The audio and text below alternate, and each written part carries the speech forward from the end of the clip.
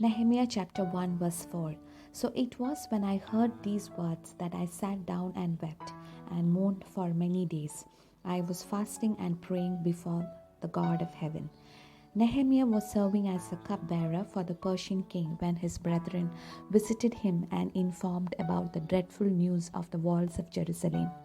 Hearing the news, Nehemiah was heavily burdened and sat and mourned for many days. Then he decided to fast and pray till God intervened. In verse 11 of chapter 1, we read that Nehemiah prayed that he obtained mercy from the king. He was the king's cupbearer.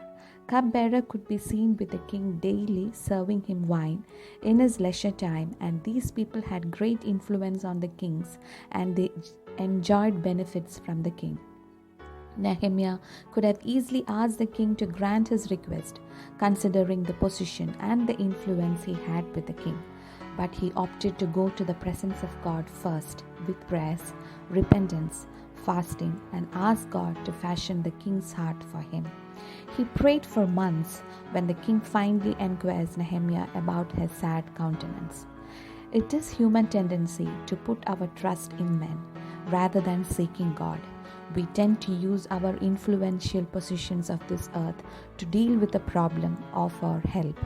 But our attitude should be like Nehemiah, who prayed first.